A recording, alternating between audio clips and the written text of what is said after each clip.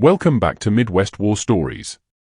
We're diving into Chapter 4 of Grand Rapids' most dangerous hoods.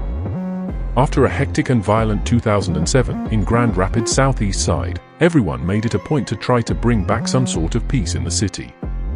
One main rule that was established was not to walk down Kalamazoo Street, because the chance of exposure is too high, and Kalamazoo was a very well-traveled street between all neighborhoods.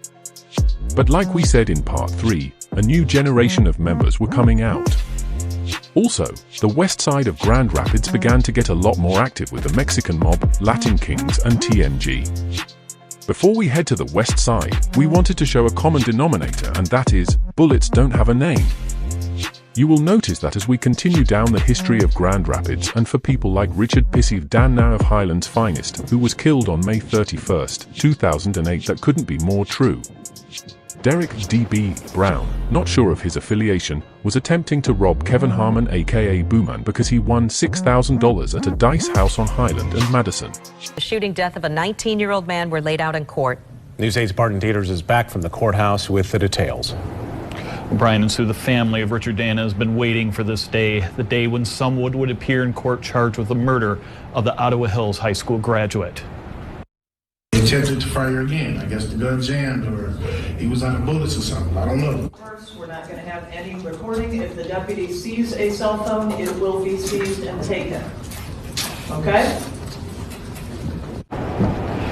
As he entered the Grand Rapids District Courtroom today, Derek Brown is 6 years into a 30 to 70-year prison sentence for a 2012 armed robbery and home invasion. But if the Kent County prosecutor can prove its case, Brown will never leave prison. In testimony today, witnesses described the scene on Adams Street on May 31, 2008. In the basement of the home, the dice were very kind to Kevin Harmon, known as Boo Man, who estimates he made $6,000 in a house-sanctioned craps game. He was warned by the people running the game that he could be the target of a robbery. Today, Harmon said as he walked out of the house with his pockets filled with cash, a man approached him firing a gun until it was empty and then clicked the empty firearm, never hitting the intended victim. Then multiple gunshots rang out, one of which police believe struck Dana. Medical examiner Stephen Cole said the shot entered from behind and severed his aorta, leading to his almost instantaneous death. How many times would you say that first shooter shot at you? Clip was empty when he was done, because I heard click, click. When you heard click, click, where was he standing? Like by where you was at. He shot at Booman, missing each shot, and Yolanda Kitty's Winfield cradled Pissy in her arms as he gasped for breath. She also said that her baby's father, DB, told her to leave before the shooting started. DB was already serving a 30 to 70-year sentence for a home invasion in 2012, but he told his bunkie about the shooting that happened in 2008 to his dad in prison, and they ended up telling on him. It was also confirmed by the testimony of Booman that he missed him and hit Pissy. That ultimately got DB life in prison. Grand Rapids West Side was starting to make a name for itself as well. Gangster disciples in Burlingame Heights off Taft Street, Latin Kings and TMG in Roosevelt Park and Burton Heights, the Mexican mob. A hornet's nest was brewing, and all it took was the right person to hit the nest. TMG would often fight with GDs at Studio 28 near the GDs Hood. GDs are under the 6-Star Folk Nation, while TMG is under the crown of Latin Kings and the 5-Star People Nation. Fights were happening back-to-back in May, and Jordan Clark was leading the GDs. His name rung bells, especially since he lived on the corner of Taft and Prairie Parkway, the entrance to GD Hood. On June 9, 2008, Evelio, GD, and Jenna Ruiz and Sam Lopez, GD, celebrated moving into their new home on Stafford. But they didn't realize that Pablo Ovone, TMG, and his girlfriend Alexandra, who already lived on Stafford Avenue, and that they moved into TMG's Hood. Coincidentally, Jenna Ruiz and Alexandra Vandevender were old classmates. They became reacquainted with one another when they became neighbors. On June 13, 2008, Pablo picks up his homie, Ellis Mills, TMG, and his fiancée, and go back to Pablo's house. Evelio and Sam were on their porch, drinking, playing cards, and seen Mills staring at them from Pablo's porch across the street. Sam Lopez returned the stares, and Mills approached and asked, "What are you looking at?" You got a problem? Evelio asked Mills, who are you? Mills told him, none of your business, bitch. Lopez responded, it is his business because it's our crib and you're over here disrespecting us. Mills yelled, this our house, bitch, we live on this block. Lopez screamed back, fuck your block, this is our block now. Mills stated, no, this is TMG Hood. And Lopez responded, fuck TMG. This is GD's Hood now. Pablo grabbed Mills and Evelio grabbed Lopez. Lopez thought Mills was calling more TMG members, and just so happens that Tom Dilly, GD, called Lopez to invite him to a party that him, Jordan and Jeremy Clark, and Nick Johnston were at a couple miles away. Lopez told him what was going on and Dilly said they would pull up. Lopez, drunk and belligerent, cursed out everyone. Other TMG members showed up as well. Lopez began to bluff like he had a gun and threatened to shoot the Ovale house up, not knowing that Mills had his gun in the garage. As Jordan, Jeremy, Dilly, and Nick pulled up, they all got in the street going towards the Ovales and Jordan walked up pulling up his shirt getting ready to fight. Then Mills came out with a .40 caliber and shot Jordan in the head on the 1800 block of Stafford Avenue Southwest. After that, the GDs were more inactive, while TMG really got active on the west and started enforcing their boundaries. Swinging back to the southeast side, 2008 seemed to be a more peaceful year. There was still unresolved street issues. New young gangs such as BOH and SIG stepped in as the younger version of Uptown and BMIS. Same thing with GMAB as the younger version of East Avenue, and they began to clash again. They started dissing each other on the internet and clashed at sporting events. Shootings happened with a few people getting shot like J50 from East Avenue and more. Then, the unthinkable happened. September 26, 2008, BOH members Kahari Lil West McIntosh, Day Day, and other kids broke the rule and were getting off the bus on Kalamazoo Street. The group of BOH members took the bus to go kick it with girls from Ottawa Hills and got off on Griggs and Kalamazoo on their way to Ottawa Hills to meet up with girls. When a white Dodge Neon with Kyle Keenan, 21, also known as Grandpa, from East Avenue in the passenger seat, saw Little West, he pulled up and started shooting missing Lil West and hitting 16-year-old David Day with a spoon, also known as the BOH ladies' man. Day was shot in the chest and died on the scene.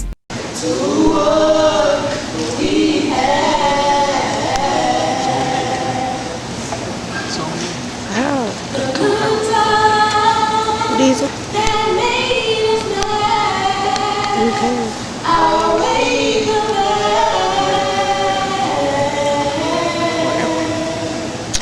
See, I'm about to do that.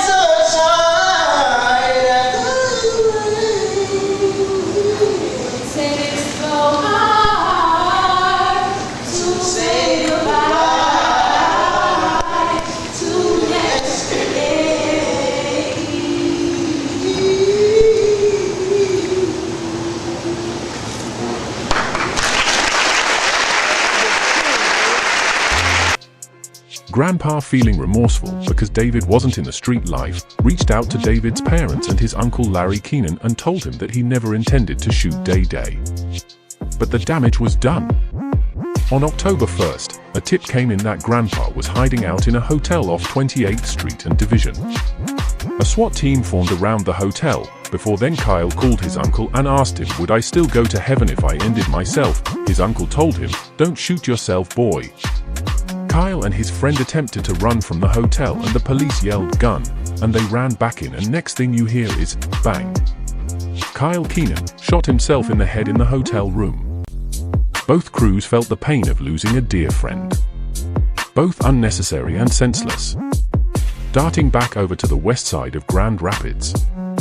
The Mexican mob wanted to make a name for itself and began beefing with the Latin Kings, and things began to get out of control. Fights on Granville Hall and more started to happen, especially after school. On November 21, 2008, Jeremy Lopez and Mike Torres Zuniga beat up, robbed, and shot 17-year-old Abelino Geronimo Ramos, who they believed that he was part of the rival Latin Kings gang that claimed majority of the Roosevelt Park area. But he wasn't. He was an innocent kid that had no gang ties. Both were charged with life sentences and started a new war with the Latin Kings and TMG, aka Tres Manos gang, a faction of the Latin Kings, because even if he wasn't part of them, they killed him with the intention of killing a Latin king, and they weren't going to stand for it. Not even 5 days later, back on the southeast side, two small crews from uptown began feuding. The Benjamin Boys and Alto were 7 blocks from each other but had plenty of fights and problems going back to 2006. But on November 25, 2008, Kyrie Nichols Walker from Benjamin was going to visit his friend, Dominique Garman, also from Benjamin, on the corner of Benjamin and Alexander on the south side of King Park. Dayon York from Alto testified that he met up with Najee Wilkins, also from Alto, to confront Nichols at the bus stop.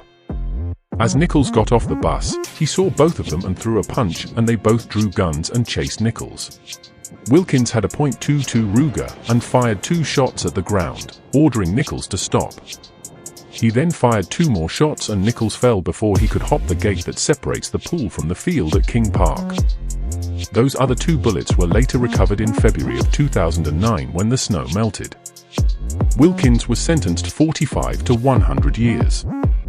As we continue throughout the history, you will hear a lot about friends killing friends, more accidental shootings that shows bullets don't have a name, and one of the worst backdoors you could ever see, or shall we say, front door.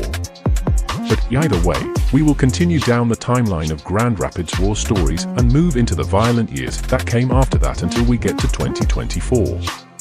We will also be starting our series on Muskegon, Michigan, detailing the stories between Wood Street and Mason, which has logged for over 20 years, and the entire Muskegon and Muskegon Heights beef.